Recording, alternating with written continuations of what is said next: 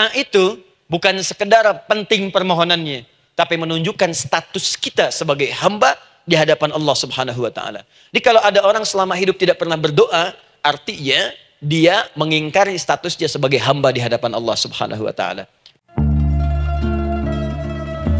Assalamualaikum warahmatullahi wabarakatuh, sahabat New Kultum Channel. Kita hari ini akan coba kembali mendengarkan tausiah ya, yang akan disampaikan oleh Ustadz Adi Hidayat ya, yang berkaitan dengan kenapa manusia itu harus berdoa. Nah, mungkin kita tiap hari ya, bagi umat Islam yang selalu beribadah kepada Allah Subhanahu wa taala, dan setelah sholat ataupun kita di dalam kesusahan, kita dalam kegembiraan, di dalam semua persoalan yang ada di dunia ini, kita selalu berdoa kepada Allah Subhanahu wa taala. Nah, jadi pertanyaan kita semuanya, kenapa sih kita mesti berdoa kepada Allah Subhanahu wa taala? Maka sahabat di mana berada, jangan di skip video ini, kita dengarkan penjelasan dari Ustadz kita yang satu ini, yaitu Ustadz Adi Hidayat, berkaitan dengan kenapa kita harus berdoa kepada Allah Subhanahu wa taala. Mari kita simak dan dengarkan sampai selesai agar kita tidak gagal paham dalam memahami Islam. Kita bisa mulai insyaallah. Baik, kita bagian pertama, mari kita mulai. Saya ingin berkisah sejenak dengan menyampaikan Quran surah ke-7 Al-A'raf ayat 172. Allah berfirman, A'udzubillahi minasyaitonirrajim, wa idz akhadha rabbuka min bani adama min zuhurihim dzurriyyatahum wa ashhadahum ala anfusihim alastu bi rabbikum qalu bala syahidna. Ada ayatnya? Baik ya, di Quran surah ke-7 Al-A'raf ayat 172. Wa idz akhadha rabbuka min bani Adam. Kata Allah, dan ingatlah, pahamilah, pelajarilah, dalamilah. Teman-teman sekalian, ingat kalimat idz itu, idz dalam Al-Quran, termasuk dalam bahasa Arab, itu bukan sekedar mengingat. Idz itu bisa mengandung arti memahami dengan dalam. Menganalisis. Ya, memaknai, itu idz. Jadi bukan sekedar mengingat. Bukankah ibu kalau mengingat sesuatu berusaha mendalaminya? Ya, kalau nggak percaya saya tanya begini. Coba ibu ingat kemarin jam 5 sore ada di mana?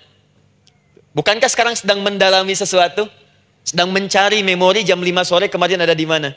Setelah itu dihimpun jadi sesuatu, lalu disampaikan dengan terstruktur, dengan rapi. Oh, kemarin saya ada di sini, di sini, di sini, mengerjakan ini. Itu idz dalam bahasa Arab. Jadi kalau di Al-Quran ada kalimat idz, itu berarti bukan sekedar kita diminta mengingat, tapi juga merenung, mendalami, memahami dengan dalam. Paham insyaallah?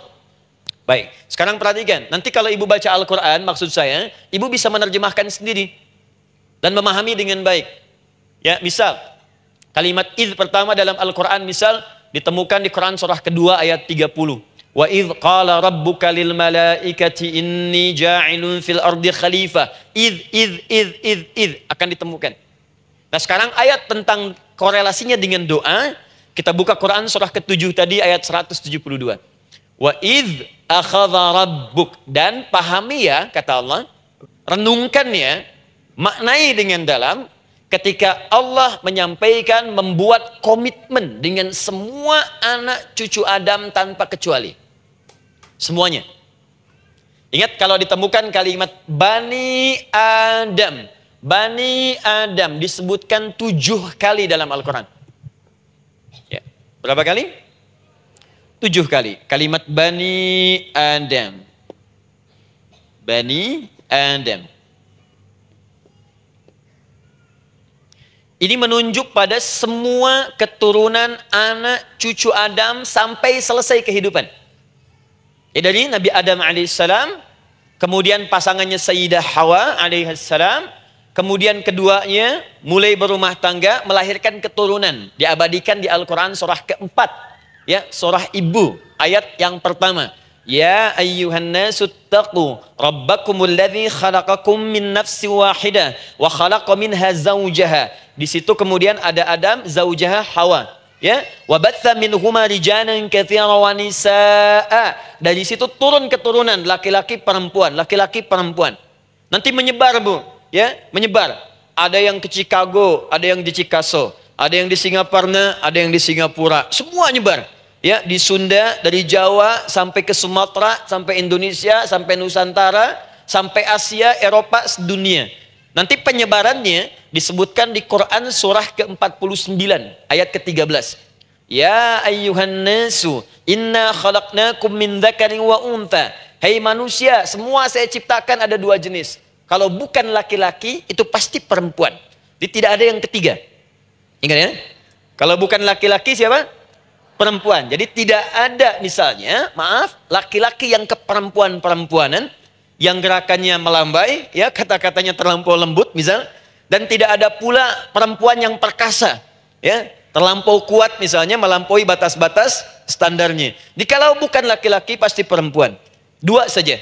Jadi kalau misalnya masih ada yang bingung, tentukan dirinya, ya, dan lihat fitrahnya. Lihat fitrahnya.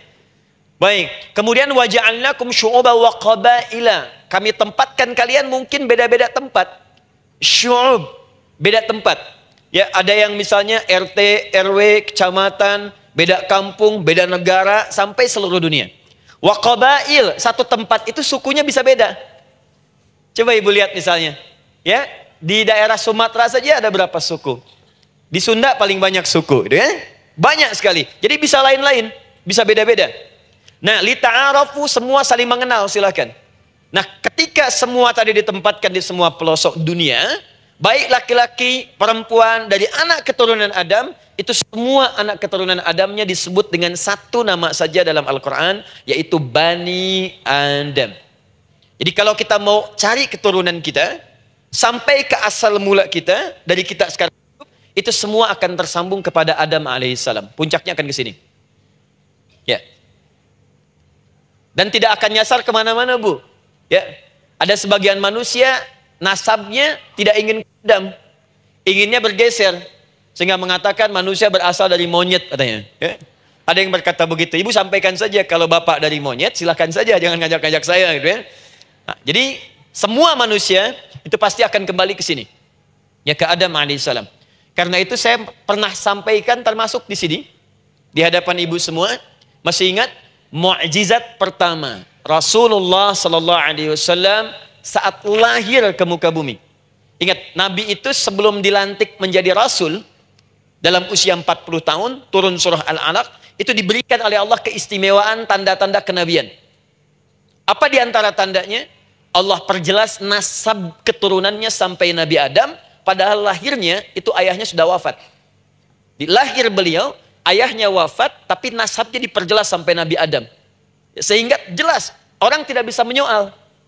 Ini orang nggak jelas nih, ya, kan suka ada begitu, Bu, ya, tiba-tiba datang menerangkan sesuatu, siapa itu nggak jelas. Bahkan sekarang sering muncul statement, siapa sih ustadz itu? Itu ustadz nggak jelas.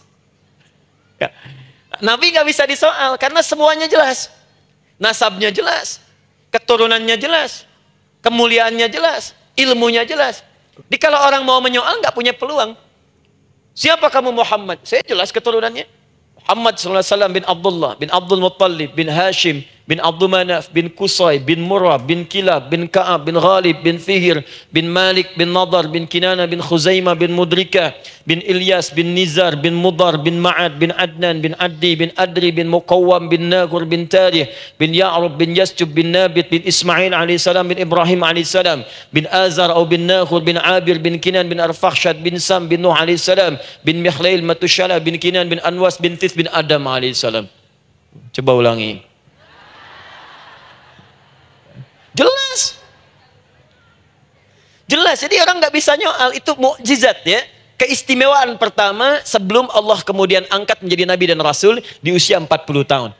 Jadi kalau ibu ditanya, kamu jelas nggak? Jelas. Apa binnya? Bin Bani Adam. Itu bocoran dari Al-Quran. Ya, kalau ditanya keturunan siapa kamu? Adam. Tahu dari mana? Allah yang nyampaikan langsung. Apa kata Allah? Bani Adam. Jelas, ya? Baik. Jadi ini kembali kepada Adam alaihissalam. Nah, semua anak cucu Adam yang saya garis bawahi, sejak mulai terlahir itu sudah ada komitmen dari Allah dengan anak cucu Adam ini sebelum terlahir ke dunia. Sejak dalam kandungan. Jadi kalau ibu belajar hadis, misal dulu saya pernah amanahkan kalau ibu mau belajar dasar-dasar, cari kitabnya Imam An-Nawawi yang Al-Arba'in An-Nawawiyah, 42 hadis.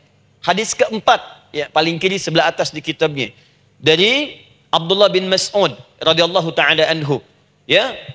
Qala Nabi sallallahu alaihi wasallam bahwa shadiqul masduq. Nabi SAW pernah menyampaikan sedangkan beliau orang benar dan dibenarkan. Kapan perjanjian ini dibuat? Dalam usia kandungan 4 bulan. Dalam kandungan. Inna ahadakum yujma'u fi batni ummihi. Setiap kalian yang akan terlahir dari anak cucu Adam. Kecuali Adam, Bu, ya. Ingat, kecuali Adam, kecuali Hawa. Karena ini asal mula manusia keduanya. Tapi keturunan Adam dan Hawa akan mengalami proses yang sama. Dikandung dulu ibundanya, kemudian terlahir. Adam tidak dikandung, ingat, Adam tidak ada bapak, Adam tidak ada ibu. Langsung diciptakan wujudnya oleh Allah Subhanahu wa taala dari bahan dasar yang sama dengan manusia. Ya, karena itu saya pernah ditanya, pernah berdialog, ya. Ustaz, ini spesial Nabi Isa ini. Ya, spesial, Yesus Al-Masih Nabi Isa spesial. Karena itu diangkat sebagai Tuhan. Apa yang spesial? Kata beliau, karena ini bisa menghidupkan yang mati. Yang kedua, ini lahirnya beda dengan orang biasa. Bagaimana lahirnya? Tanpa bapak. Ibu saja tanpa bapak. Mana ada manusia yang lain seperti ini? Saya bilang, Adam lebih spesial lagi. Lahir tanpa ibu, tanpa bapak. Kenapa nggak jadi Tuhan? Tapi kan Adam nggak bisa menghidupkan yang mati. Dengan izin Allah, maaf, Nabi Ibrahim lebih canggih lagi. Buka Quran surah kedua, ayat 260. Paling kiri sebelah atas. Wa idh qala Ibrahim rabbi arini kaifa tuhyil mauta qala awalam tu'min qala bala walakin ma'inna qalbi. Ketika Ibrahim bermohon kepada Rabbnya, ya Allah, tolong tunjukkan kepadaku bagaimana cara menghidupkan yang mati. Kata Allah, kamu masih nggak yakin? Kata Ibrahim, saya yakin-yakinnya, cuma supaya hati saya tenang, membuktikan kepada yang lain tentang kuasamu. Kata Allah, gampang. Lalu Allah berikan kemudian satu ketentuan sama persis dengan Nabi Isa, cuman prosesnya lebih canggih. Kalau Nabi Isa tepuk mayatnya, bangun, bicara. Nabi Ibrahim kata Allah, nih ambil burung, potong-potong dulu, dicincang dulu. Sudah dicincang kemudian, mayatnya disimpan, jasadnya di tempat bukit yang berbeda.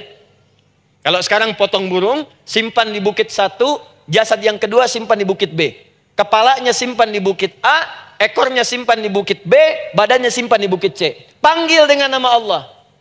Thummat uhunna ya'tina kasa'ya. Panggil bismillah dengan nama Allah, hidup, hidup. Sama persis dengan Nabi Isa. Dengan nama Allah biiznillah, hidup, hidup. Nabi Ibrahim biiznillah, dengan nama Allah hidup, hidup. Menyatu semuanya jadi satu. Psst. Kalau Nabi Isa kemudian ada yang menduga sebagai Tuhan, kenapa Nabi Ibrahim tidak angkat jadi Tuhan? Paham ya? Nah, ini menunjukkan bahwa ada pola pemikiran yang harus dikembalikan supaya benar cara memahaminya. Jelas sampai sini? Maaf saya sedikit agak lompat ya. Saya kembalikan kemudian, perhatikan sini. Inna ahadakum yujma'u fi batni ummihi. Karena itu semua anak cucu Adam, beda dengan Adam, akan proses lahirnya dikandung dulu di perut ibundanya. Fokus baik-baik. Arba'ina yauman nutfah, 40 hari pertama baru kemudian proses antara spermatozoa dengan ovum berproses. Thumma yakunu mithla dzalika, kemudian alaqah. 40 hari yang kedua jadi alaqah, zigot yang menempel di dinding rahim. Thumma yakunu mithla dzalika mudghah. 40 hari ketiga berbentuk mudghah, sudah mulai berbentuk daging sekeratan, ada bentuknya. Dan usianya sudah 4 bulan, 40 hari ketiga, 120 hari. 120 hari. Thumma yursalu ilaihil malak, kemudian diutuslah malaikat, fayanfukhu fihi ruh, maka ditiupkan roh ke dalamnya. Jadi ingat, kalau di antara sini, di antara kita ada ibu misalnya yang tengah hamil, tengah mengandung, ingat baik-baik, atau keluarganya, kerabatnya, usia 4 bulan itu roh sudah ditiupkan. Di kandungan sudah ada rohnya. Hati-hati ya. Berapa bulan? 4 bulan. Karena itu nanti ada ayat dalam Al-Quran, Quran surah ke-7 ayat 189. Di posisi ini harus banyak berdoa dan beramal soleh. Ingat ya, berdoa, beramal soleh. Minimal minta kepada Allah. Da'awallaha rabbahuma la in ataitana salihah lanakunanna minasyakirin. Minta banyak kepada Allah, ya Allah jadikan anak saya anak yang soleh, jadikan anak saya anak yang soleh. Dari usia itu 4 bulan sampai ke atas menjelang lahiran. Nanti diiringi oleh amal soleh kedua orang tuanya. Ini sudah penelitian dokter muslim, khususnya di Asia Tenggara. Saya diskusi dengan seorang dokter muslim, ternyata ada korelasi amal soleh yang dikerjakan kedua orang tua, ayah dan bunda, atau calon ayah dan bunda, kepada anak yang sedang dikandung, yang belum dilahirkan. Jadi kalau orang tuanya rajin baca Al-Quran, itu berpengaruh ke anak, Bu. Dan penelitian terkini, itu mempercepat anak itu menjadi seorang penghafal Quran ketika lahir. Ya, pernah satu kali dibacakan Al-Quran, posisi janin itu berubah. Seperti sujud gitu. Itu penelitian sudah di MRI waktu itu dilihat ya, kelihatan. Jadi ada korelasi antara kesolehan orang tua dengan kesolehan anak yang sedang dikandung. Hati-hati ya.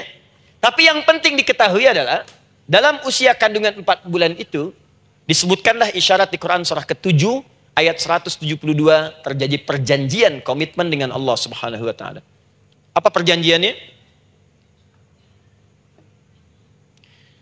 Wa idh akhadha rabbuka min bani adama min zuhurihim dzurriyyatahum wa ashhadahum ala anfusihim. Lihat perjanjiannya, saya fokus di kalimat ini, alastu bi rabbikum. Rabb.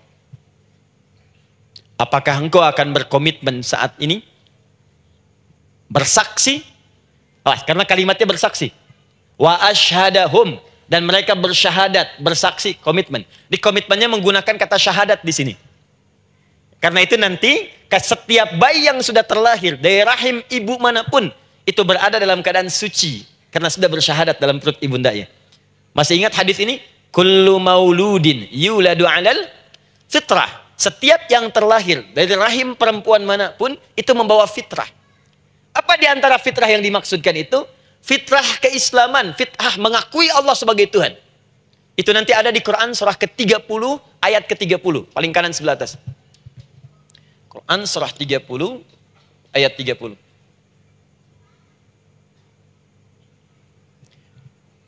Fa'aqim wajhaka lid-dini hanifa. Hei setiap manusia, fa'aqim wajhaka, hadapkan, pasrahkan, arahkan dirimu sepenuhnya. Lid-dini, pada ketentuan ad-din, hanifa, dengan lurus. Di setiap manusia itu punya fitrah untuk beragama. Punya kecenderungan untuk mencari Tuhan. Silakan ibu cek, manusia manapun yang pernah hidup, itu pasti akan mencari Tuhan. Silahkan. Karena itu Allah beri jalan, begini cara mencarinya. Fitratallahi allati fataran nasa 'alaiha, itulah fitrah manusia yang telah Allah berikan pada dirinya bahkan sebelum dia terlahir. Di antara fitrah manusia ada kecenderungan untuk mencari Tuhan. Ada kecenderungan untuk mendekat kepada Allah. Bahasa Qur'annya din, lid-dini hanifa. Apa itu din? Itulah Islam. Quran surah ke-3 ayat 19.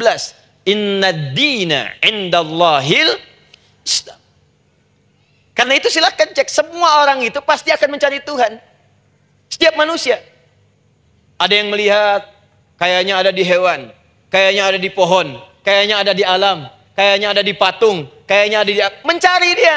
Terus Allah beri jalan. Kalau kamu ingin mencari yang benar, din yang dimaksud Islam, diberikanlah tuntunan dalam Islam. Jelas sampai sini? Baik. Karena itulah kemudian, setiap bayi yang terlahir itu disebut oleh Nabi dia suci, dia bersih, karena telah membawa risalah Islam dalam dirinya. Hanya sayang nanti, fa'abawahu yuhawidanihi, au yunassaranihi, au yumajjisanihi. Lingkungan nanti akan merubah dia keluar dari fitrahnya.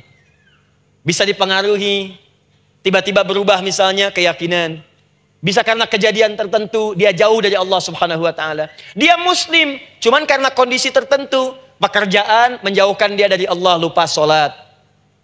Telenovela menjauhkan dia dari Al-Quran.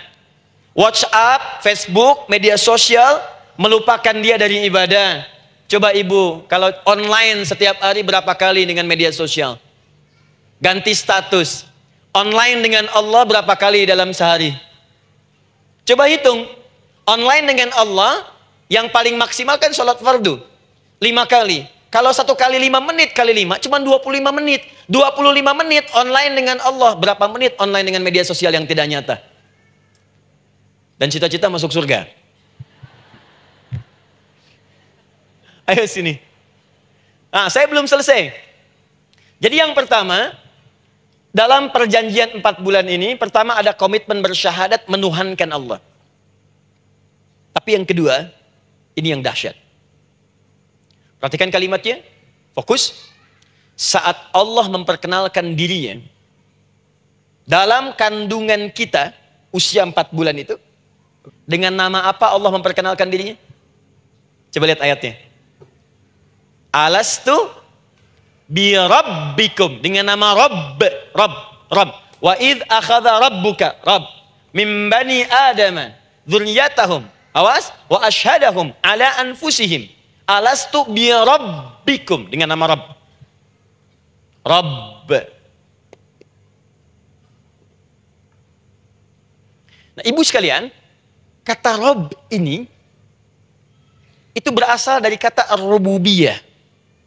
Ar-rububiyah yang berarti sifat merawat, memberikan semua kebutuhan. Saya ulang ya. Merawat, memberikan semua kebutuhan. Sudah? Menyayangi, memaafkan, mengasihi, mengampuni. Masya Allah. Merawat, memenuhi sebuah kebutuhan, menyayangi, memaafkan, mengampuni. Jadi semua hal yang terkait dengan perhatian ada pada kalimat Rabb. Sifatnya disebut dengan rububiyah. Zat yang memperhatikannya disebut dengan Rabb, namanya Rabbun. Baik. Pelan-pelan. Nah, seakan-akan Allah ingin berkata begini. Hei, engkau buat perjanjian dengan saya sekarang. Engkau bersaksi, saya sebagai Tuhan. Siap bersaksi, menuhankan saya. Nanti ketika kamu lahir, apapun yang kamu butuhkan dalam kehidupan, aku akan berikan. Kamu akan saya rawat. Kalau sakit, kamu saya sembuhkan. Minta sesuatu yang kamu butuhkan, saya akan berikan. Kamu butuh sesuatu, saya akan hadir. Kamu salah minta maaf, saya maafkan. Kamu dosa minta ampun istighfar, saya ampuni. Kamu ingin sesuatu yang lebih baik, saya berikan. Pokoknya semua yang kamu inginkan selama engkau butuhkan dan itu baik, aku berikan. Kira-kira, maaf Bu ya, maaf sekali. Kalau ada yang nawarkan pada ibu, mau nggak ikut saya? Nanti sebuah kebutuhannya saya berikan. Kalau sakit saya berikan jaminan kesembuhannya. Kalau butuh sesuatu saya berikan. Kalau ingin ini itu selama butuh saya sampaikan. Kira-kira ibu nolak atau ikut? Baik. Ikutnya mikir dulu atau tidak? Tidak. Jangankan yang tinggi-tinggi Bu ya. Suami aja nawarkan. Mah mau nggak ikut papa? Papa nanti kasih handphone S10. Sama gelang nggak Pak? Ikut ya. Dan tanpa pikir. Dalam bahasa Arab, sesuatu yang disetujui tanpa difikirkan lagi, itu disebut bala namanya. Bala, sekali saja. Sekali, ya, tidak 2 kali. Tidak ditambah, tidak dikurangi. Ingat, kalau Allah sudah sampaikan kalimat, jangan tambah, jangan kurangi. Ya. Bala, tidak ditambah nga, tidak disebutkan 2 kali. Bala. Ya. Bala itu artinya siap. Ya. Tanpa pikir. Karena memang nggak ada yang dipikirkan lagi. Apa yang mau dipikirkan? Semua kebutuhan dikasih. Semua keinginan dikabulkan sepanjang baik. Kalau sakit ada jaminan disembuhkan, dikasihi, disayangi, salah dimaafkan. Ya kalau dosa diampuni, apalagi yang kurang, nggak ada aib, nggak ada yang kurang, sempurna semua. Kita katakan bala tanpa fikir. Karena itu, perhatikan, setiap kita kemudian, ibu sekalian, datang terlahir ke bumi, mengalami kehidupan, fitrah kita setiap mendapatkan kebutuhan, kita akan menyebut nama Allah Subhanahu wa Ta'ala dengan nama yang telah dijanjikan itu. Silakan ibu cek. Bukankah ibu ketika ada kesulitan memohon kepadanya? Ya Allah, tolong sembuhkan ya Allah. Ya Allah, lancarkan ya Allah. Ya Allah, sukseskan suami saya.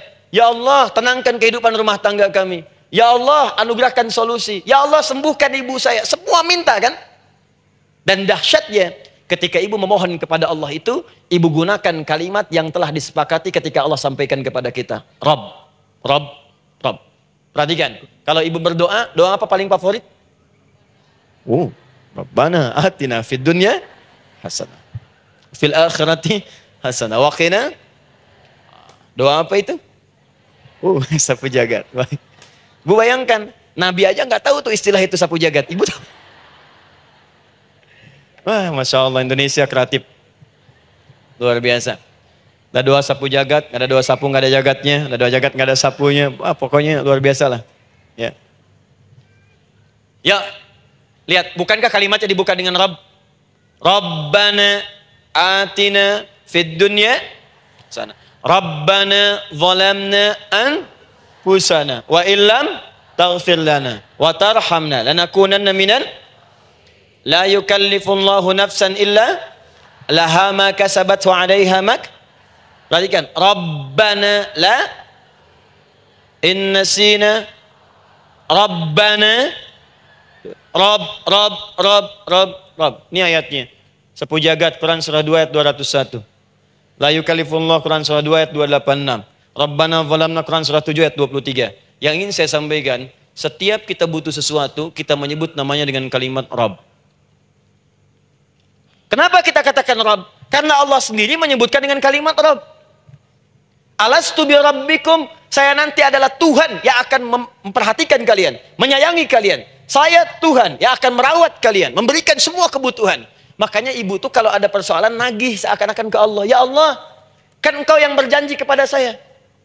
Engkau yang berjanji, engkau yang menepati ya Allah, karena engkau Tuhan. Kalau manusia, dia berjanji, dia yang mengingkari. Dia awali, dia yang akhiri. Tapi engkau beda ya Allah. Kenapa? Engkau berjanji, engkau yang menepati. Quran surah ketiga ayat 9. Innallaha la yukhliful mi'ad. Engkau yang berjanji, engkau yang menepati. Engkaulah awal dan akhir dari semua hal.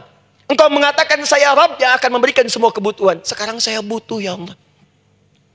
Engkau berjanji akan menyembuhkan, sekarang saya sakit ya Allah. Engkau berjanji akan memberi solusi, sekarang saya sedang punya masalah ya Allah. Engkau berjanji akan memberikan kesuksesan, sekarang saya sedang menapaki itu ya Allah. Makanya ibu sebutkan kalimat Rabb, Rabb, Rabb, Rabb. Jadi sesungguhnya doa itu adalah fitrah dari setiap manusia, karena mulai dibangun komitmen sebelum dia dilahirkan ke muka bumi. Jadi kalau kita bicara tentang doa, doa itu fitrah kehidupan bagi setiap manusia. Hidup. Sekaligus penanda komitmen yang membedakan antara Khalik dengan makhluk. Hamba dengan Allah. Manusia dengan Tuhan. Kan Allah katakan, saya Rabb ya, saya yang ngasih, saya yang Tuhan. Berarti kita yang makhluk kan? Kita yang butuh kan? Allah yang memberi, kita yang butuh. Untuk membedakan mana yang butuh, mana yang ngasih, maka pembedanya adalah doa. Jadi kalau ada manusia yang gak pernah doa selama hidup, itu tandanya ada yang salah dengan kehidupannya. Karena seakan-akan dia gak butuh Tuhan. Sebab perbedaan manusia dengan Tuhan itu sebelum lahir, salah satunya ditunjukkan dengan sifat butuh kita kepada Allah. Makanya sekaya-kayanya orang itu pasti berdoa. Manusia paling kaya di muka bumi pun kalau besoknya mau ada pekerjaan atau proyek, dia berdoa dulu tuh. Ya Tuhan, tolong lancarkan proyek ini. Butuh. Pejabat setinggi-tingginya, kalau sudah mau mulai kemudian ada pemilihan, kalau mulai ada kebijakan, kalau mulai ada apapun berdoa juga. Itu tandanya butuh. Butuh. Di setiap manusia itu pasti butuh dengan Allah. Karena itu kalau ada manusia yang gak pernah berdoa selama hidupnya, itu langsung mendapatkan kecaman dari Allah dan dijamin akan masuk neraka yang paling dalam. Karena seakan-akan dia sedang gak butuh dengan Allah. Saya ulang ya, saya ulang. Doa itu fitrah hidup manusia yang sekaligus menunjukkan statusnya sebagai hamba. Jadi kalau ibu update status di media sosial, mulai sekarang tuliskan hamba. hamba. Sudah. Mau sifatnya apapun tetap hamba. Ya, mau pejabat, mau orang kaya, mau cukup, mau macam-macam, mau ustadz, mau syekh, mau habib, tetap ujungnya hamba. Dan butuh penghambaan itu diwujudkan dalam bentuk doa. Muncullah Quran surah ke-40 ayat ke-60. Wa qala rabbukum, Rabb, selalu Rabb.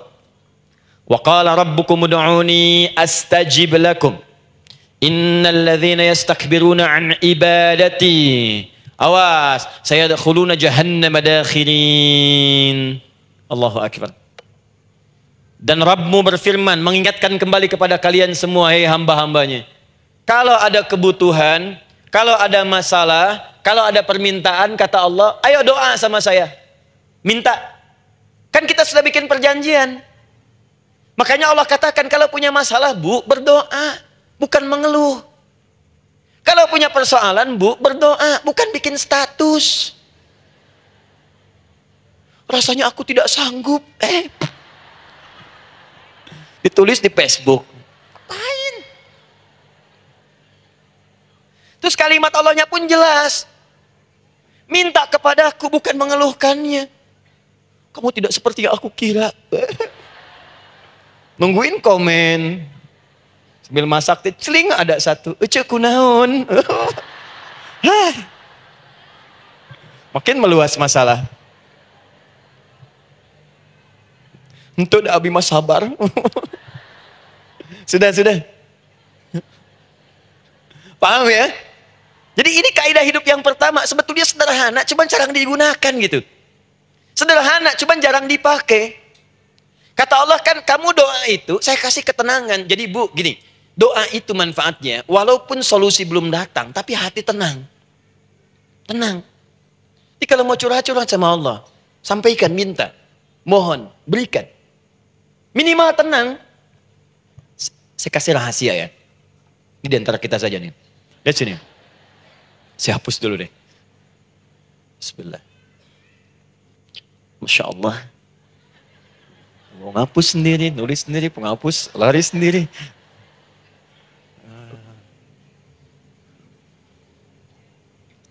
Bismillah. Oh ini ada dua ya. Sini. Baik. Buka Quran surah 7 ayat 205. Quran surah 7 ayat 205. Doa itu disebut zikir di ayat itu. Jadi kalau ibu sedang berdoa, itu sedang berzikir. Wadhkur rabbaka fi nafsika tadarruan wa khifatan wa dunal jahri minal qaul. Ada ayatnya? Oke. Pakai Rabb lagi kan?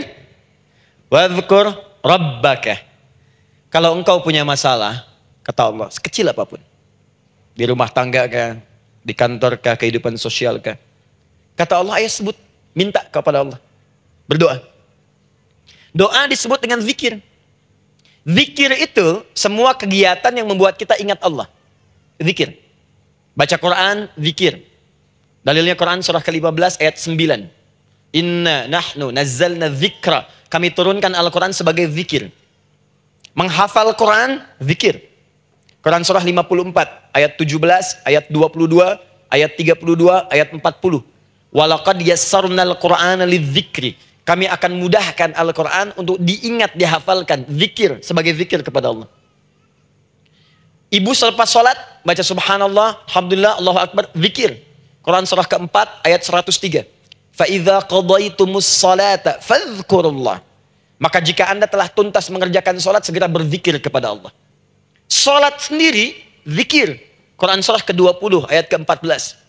Innani anallahu la ilaha illa ana fa'budni wa aqimis salata lidzikri. Saya Allah, kata Allah. Tidak ada Tuhan selain saya. Sembah saya. Bagaimana menyembah Allah? Tunaikan salat sebagai zikir kepada Allah. Zikir.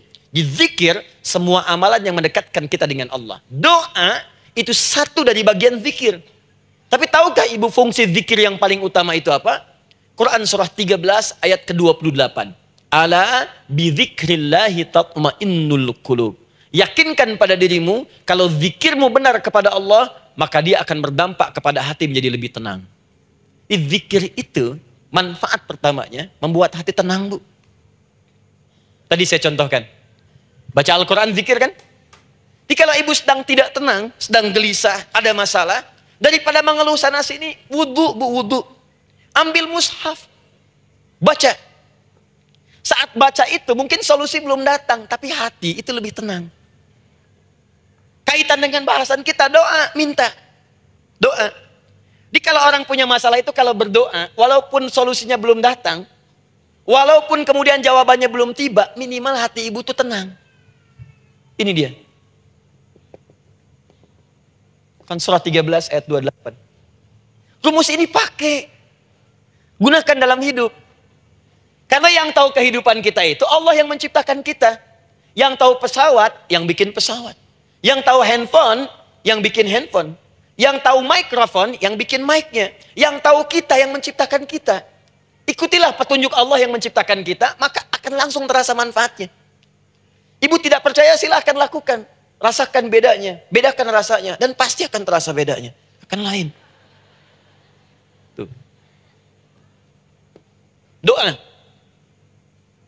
Tapi ingat yang paling penting kata Allah, doa itu bukan sekedar penting permohonannya, tapi menunjukkan status kita sebagai hamba di hadapan Allah Subhanahu wa taala. Jadi kalau ada orang selama hidup tidak pernah berdoa, artinya dia mengingkari statusnya sebagai hamba di hadapan Allah Subhanahu wa taala. Mau menyejajarkan diri dengan Tuhan. Kan yang tidak pernah meminta itu Tuhan. Allah yang memberikan. Kalau manusia beda pasti minta. Artinya kalau ada manusia nggak pernah minta, seakan-akan bahasa halusnya, kamu ini ngaku jadi Tuhan.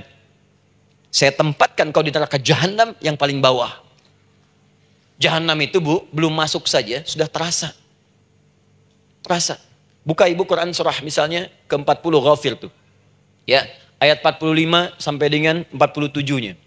Sebelumnya lagi, lihat Quran surah ke-8, ayat ke-50. Itu penghuni neraka bu, yang bukan jahanam saja. Penghuni neraka, itu kalau mau meninggal, itu dipukulin dulu malaikat. Depan belakangnya. Ayo, kamu keluar. Lama amat keluarnya rohnya katanya. Takut, karena nggak punya bekal. Kan maaf ya, kaidah mengatakan orang nggak punya bekal itu takut pulang. Apalagi orang merasa salah. Anak ibu berbuat kesalahan, mau pulang takut kan? Takut. Jadi kalau ada anak takut pulang, salah dia. Salah. Kemana anak nggak pulang-pulang, pasti ada yang salah karena nggak berani pulang. Jangankan salah, nggak punya bekal saja, malu pulang. Lihat ibu waktu Ramadan usai, mau mudik, Idul Fitri. Kan pada mudik kan? Kenapa mau mudik dan senang mudik? Karena punya bekal bu. Dikumpul-kumpulkan tuh selama 11 bulan. Untuk 1 bulan saja. Itu pun paling berapa hari. Kumpulin. Terus telepon keluarga. Insya Allah aku pulang hari ini. Wah senang semuanya. Padahal mudiknya cuma pakai motor bu. Motornya bebek, bekalnya singa. Serius saya, motor bebek bekal singa. Ada kardus belakangnya. Tulisin. Terus tambah pelepah pisang buat begini. Belakangnya ditulisin, aku pulang sayang. Jalan mudik. Terus yang di rumah kan senang nerimanya. Kenapa? Karena ada yang pulang dan bawa bekal. Saya pernah tanya pada seseorang, kenapa anda nggak mudik? Nggak ada bekal Ustadz? Nggak ada bekal, malu pulang. Kebayang nggak saat pulang menghadap Allah nggak punya bekal? Malu pulang, apalagi punya banyak salah. Jadi nggak mau keluar rohnya. Malaikatnya geram, dipukulin sama malaikat. Pukul depannya, pukul depan. Kamu ini cepat keluar. Keluar. Malu pulang. Tapi kalau punya bekal enak. Dan yang nyambut langsung malaikat. Bahkan nanti ada satu amalan saat dikerjakan. Itu orang ini sudah masuk surga. Tapi semua malaikat di semua pintu surga yang 8 itu datang mengunjungi dia mengucapkan selamat. Itu ada di Quran surah 13 ayat 24. Salamun alaikum bima sabartum fa ni'ma uqbaddar. Selamat ya saat di dunia sabar mencari bekal, dan ini bekal terbaik yang kamu dapatkan. Silahkan nikmati surga yang kamu rindukan itu. Ini nikmatnya tempat yang pernah nanti kamu kunjungi. Dan tinggal abadi di situ. Yang nyambut malaikat. Bayangkan semua malaikat bu, semua malaikat dari pintu surga datang nyambut dia. Wah masya Allah, malaikat Jibril, Israfil, malaikat maut. Maaf ya, dicabut kemarin. Biasa. Selamat. Dunia aja kalau ada yang nyambut senang kan? Rumah dicat, datang, sambut depan rumah. Semua hidangan ada. Oh Masya Allah. Bahkan yang tidak ada jadi ada. luarnya kongguan, dalamnya rangginang gitu kan. Wah, muncul semua. Paham ya? Jadi ini bagian pertama. Jadi kita katakan kenapa manusia mesti berdoa? Jawabannya karena manusia itu hamba. Dan doa itu adalah fitrah, bagian dari kehidupan. Kenapa manusia mesti berdoa? Karena ada komitmen dari Allah. Setiap dia mendapatkan sebuah persoalan, maka Allah akan jawab dan berikan jawaban dari semua persoalannya. Jalan mendapatkan jawaban itu adalah doa. Kenapa manusia mesti berdoa? Karena dia butuh dengan Allah. Dan puncaknya, kenapa dia mesti berdoa? Karena Allah ingin membahagiakan kehidupan dunianya sebelum sampai keabadiannya di akhirat. Ya, penjelasan dari Ustadz Adi Hidayat berkaitan kenapa kita harus berdoa kepada Allah Subhanahu wa Ta'ala. Sudah jelas dijelaskan dengan rinci oleh Ustadz Adi Hidayat. Salah satunya adalah bukti bahwa kita ini adalah seorang hamba, sehingga ketika hamba kita harus berdoa kepada Allah Subhanahu wa Ta'ala, harus meminta kepada Allah Subhanahu wa Ta'ala, baik di dalam keadaan susah, gembira, ya, di situasi apapun kita harus tetap meminta kepada Allah Subhanahu wa Ta'ala. Bagaimana caranya? Kita nanti belajar kembali bagaimana cara doa yang baik, ya. Tadi setidaknya sudah dijelaskan oleh Ustadz Adi Hidayat. Oke, sahabat semuanya, semoga video ini bermanfaat, ya, bermanfaat bagi kita semuanya.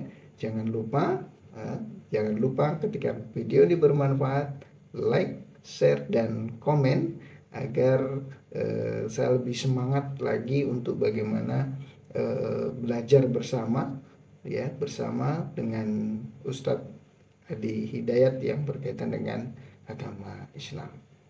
Sekian, Assalamualaikum warahmatullahi wabarakatuh.